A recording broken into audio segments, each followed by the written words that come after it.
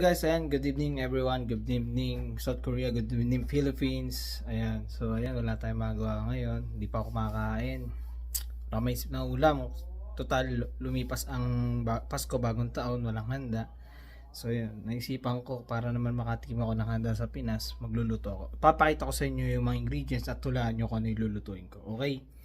Ayan, sige, tingnan natin. O ayan guys, ito yung mga ibang condiments or pampalasa, pamparoma. May sausage.